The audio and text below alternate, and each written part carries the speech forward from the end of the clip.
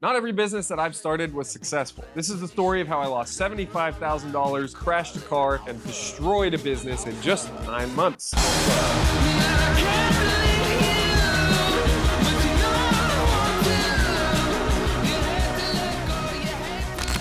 Before we get to the video, if a story like that sounds interesting to you or you want to watch as I build $1 billion company with Driven Auto Care, make sure you subscribe. If you have any questions or feedback, leave a comment. Let's get to the video. Back in 2021, I thought I could do it all with business. Earlier that year, I had bought into a wrap and PPF shop, and we had doubled sales by the end of the year from 6 months, from June when I first started Wear till the end of the year. We were killing it. On top of that, I had my consulting business, and I was going through tons of different clients, helping them to build up their shops or their YouTube channels or whatever business I was helping them with from a financial and operational perspective in the automotive industry. And then I decided to do something else. One of my best friends at the time was very into going to the track and very into BMWs and had been instrumental and massively helpful in educating me about cars. In the beginning of my car passion and the hands-on aspect of working on cars and doing more wrenching and things like that, this friend of mine was hugely helpful.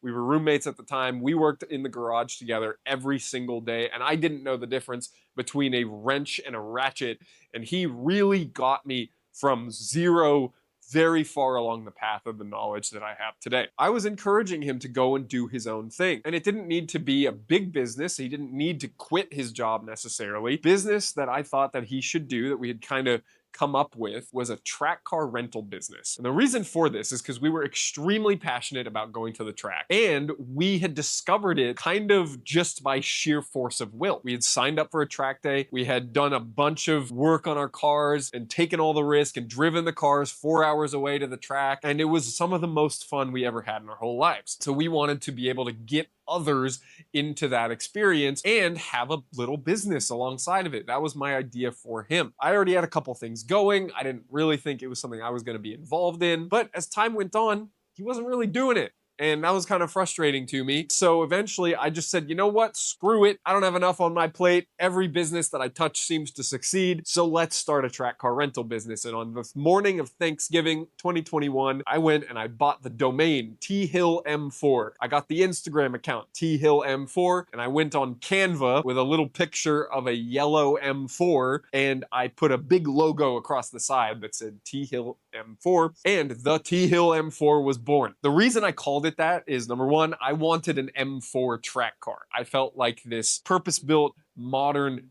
coupe BMW was going to be a really good fit for an entry-level track car. That was what I thought at the time. And my favorite racetrack in the San Francisco Bay Area here is Thunderhill, which is often abbreviated to T-Hill, given that the name was available on all the platforms where I felt I wanted to advertise, and at the time I still felt like a very cohesive brand was important. I got it all together, and that was the name of the business. So Thanksgiving, it was born, and I immediately had a very simple landing page built, and I started running Facebook ads. I just was making stuff in Canva with stock images of BMW M4s and seeing who was interested. Because at the time, that was something that I hadn't done yet. I hadn't done a lot of social media marketing, and I felt that just going for it was the best way to learn. So I started running ads, and I was targeting a certain demographic within my geography, and I started getting comments on my ads, and I started getting leads and form fills on my website. And it was this kind of exciting new thing for me that I was gonna have people entrust me with introducing them to the track. This wasn't so much for people who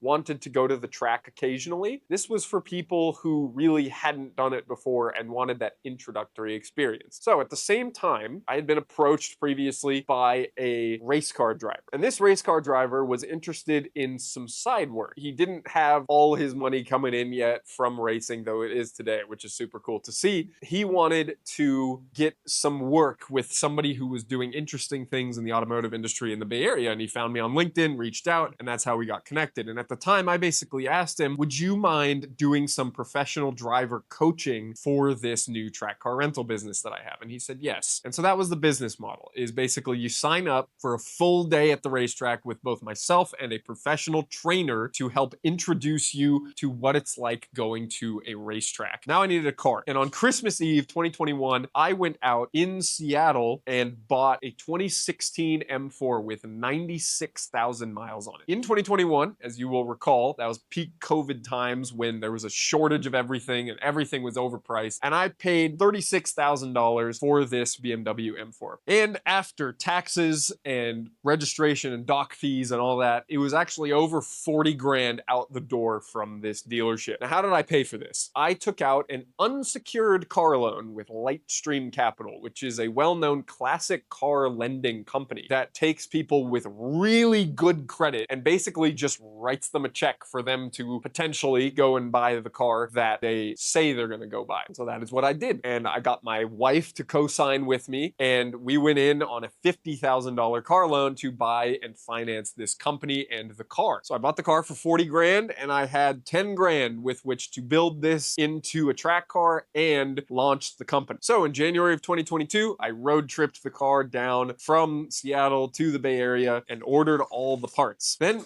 I enlisted the help of that friend, and together in his garage, we built the T-Hill M4. And what did that mean? Track brake pads, it meant track suspension, and it meant racing slicks. That's pretty much it that we did at that time. Then I would go on to take the car to a shop where they would completely redo the cooling system, upgrade the crank hub, which is a known issue on these cars, and make this M4 bulletproof. That was the idea, that I could take it out to a track day in the peak heat of summer in California, over 100 degrees, and have it run back-to-back hardcore track sessions over the course of an entire day without breaking. So that's what I tried to build. And at the end, I was almost out of money, but I had enough to go and continue to run Facebook ads, continue to pay for my landing page, and start pushing the marketing. Problem was this: that marketing wasn't working all on its own. I had the car, we wrapped it bright yellow, it was a black car originally, we put graphics all over it, it looked like a race car, and it was basically ready to go. We did a shakedown and we had all these marketing materials, all these photos and videos and cool graphics of the car. People weren't biting. I was treating this as a third business, which is what it was. So I wasn't putting all that much effort into the sales and marketing of it. And because of that, time started to pass. I had other tactics up my sleeve for how to find customers. I approached a bunch of exotic car clubs, and eventually I found a guy in New York who was willing to arrange a West Coast exotic car owner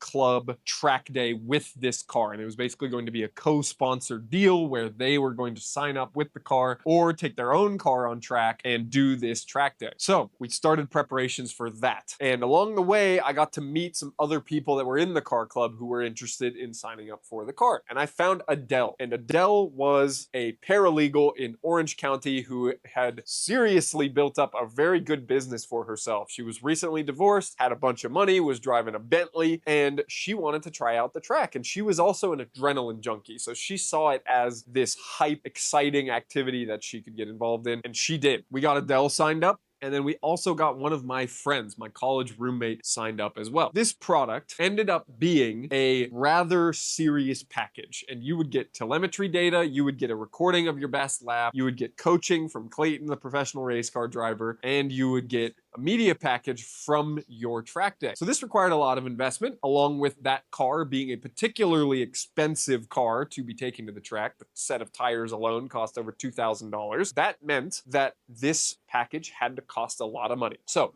up front, we were charging $3,600 for one person to have the car for the entire day. However, the price would go down if you brought friends along who also did the track day, because we could run multiple sessions over the course of the day. And so if you had 2 people involved, you could get the price down to $2,200. And if you had 3 people involved, you could get the price down to $1,600. Both for my friend and for Adele, I gave them the $1,600 option. The operating expenses for the business were over $1,000 a month between the car payment and the insurance payment and the marketing on this business. After selling 2 packages over the first 2 months, I was not in a position to say I was recouping my investment at all. So I started trying more additional marketing ideas. What I found most successful was going back to Adele. Adele ended up signing up for 3 track days with us before she ended up getting her own car. And so she was an excellent customer for us for that period of time. And then we converted her into a regular track day attendee, and I was very happy to do that. My friend also had a really good experience, but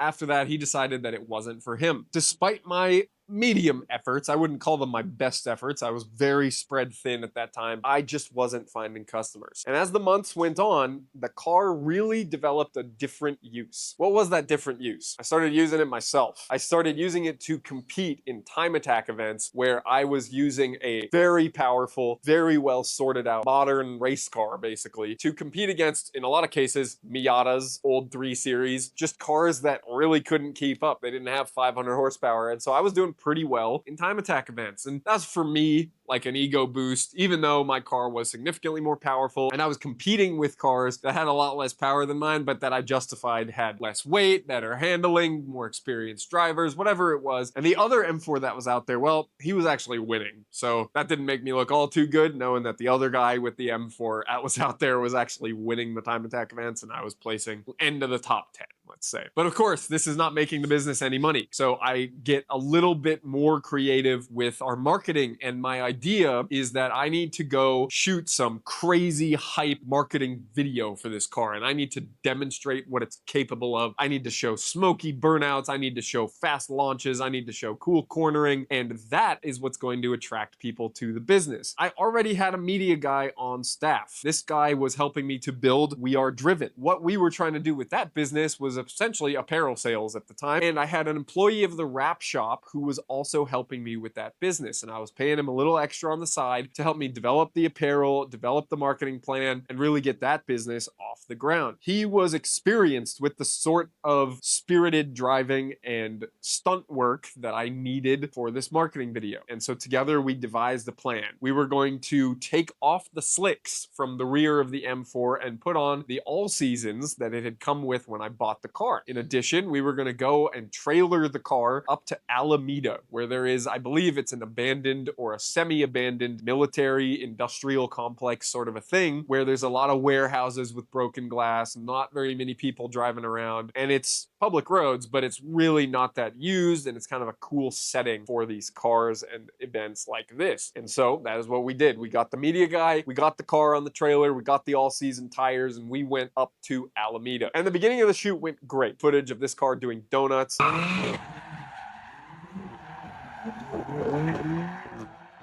Shots of the car looking really epic, and we were really excited for what we were putting together. We were getting a lot of the elements in place. After my employee got out of the car, he basically said, Arun, you have all sorts of experience launching this car from zero, so what you should do is get out there and do a sick, smoky launch off the line. I basically went, hell yeah, let's do this. And I hopped in the car and I engaged the launch control, but I had probably 4 cameras on me at this point and an empty road ahead of me, so I hit the launch control again and off I went. And tires were spinning and I was getting up speed and I was fighting the wheel like I normally did when I was doing these sort of launches. The rear end would lose traction, but not so much that it would really feel dangerous. And at the time, I actually felt like I was a pretty damn good driver. In retrospect, maybe the slicks were helping me more than I thought they were. I continued to spin the tires up through second, getting into third, and then disaster struck. The car just snapped sideways on me.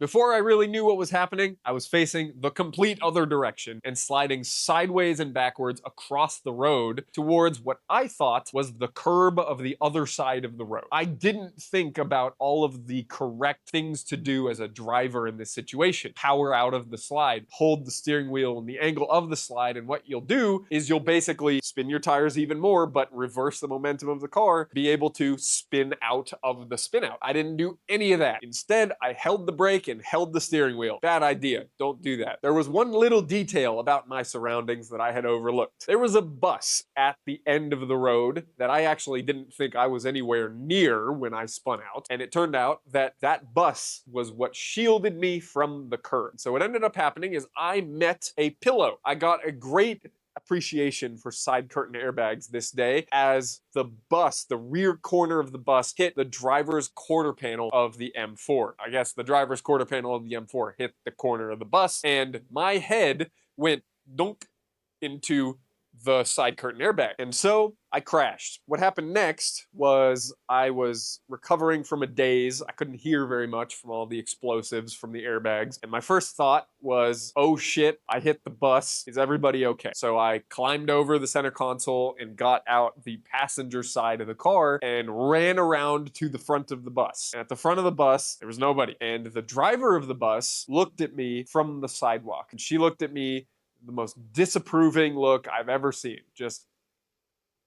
And I go, are you okay? Is everybody okay? She goes, yeah, I wasn't even in the bus. And I was like, okay, good. And I went back over to the car. The quarter panel was caved in onto the left rear tire. The wheel was completely cracked and the car had shut off. And though it was in accessory mode, it wouldn't turn back on. Even if it did turn back on, I wasn't really sure that it could roll, but that was what we were trying to do. So ultimately what happened is the bus driver moved the bus and we got to see the carnage that I had created with this little accident. Then the police and the transit police showed up. They basically saw the situation, saw the scene, and said, well, you were being an idiot, weren't you? Yeah, yes, I was being an idiot, officer.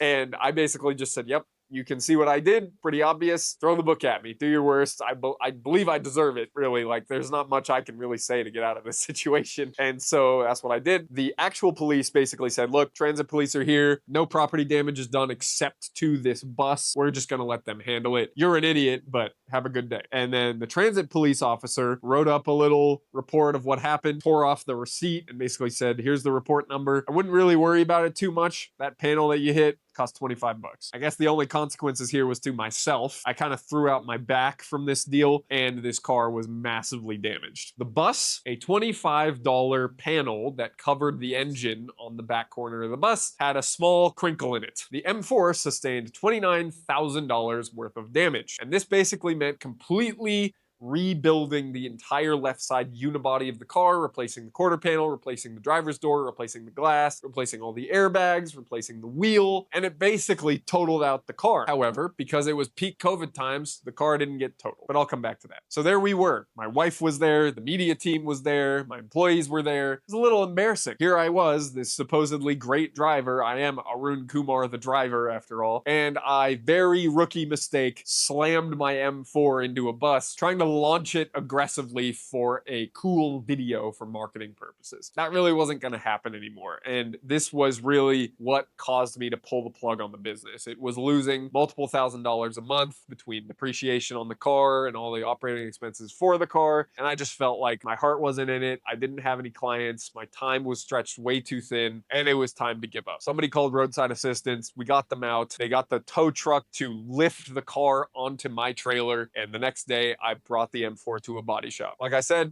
$29,000 worth of repairs later, I had one of my employees pick it up and go drop it off at a dealership where I asked them for $26,000 check and I'd be on my way. And they took the car and ended up sitting on it for about a year before they sold it. I guess you could say I dodged a bullet in that respect. The car market at that point was starting to crash at the end of COVID. This was in August of 2022 that I sold them the car, and they didn't sell it until the summer of 2023 with a super sketchy loan attached to it to somebody up in Sacramento. And so that was the end. And between the purchase price of the car, all the marketing that I did, all the modifications to the car, etc., etc., etc., I lost about $75,000 over the course of 9 months of running the T-Hill M4 business. However, you'd like to think that's the end of the story, but in preparation for this video, I ran the Carfax on this M4, and I found that I was not the worst thing that happened to it.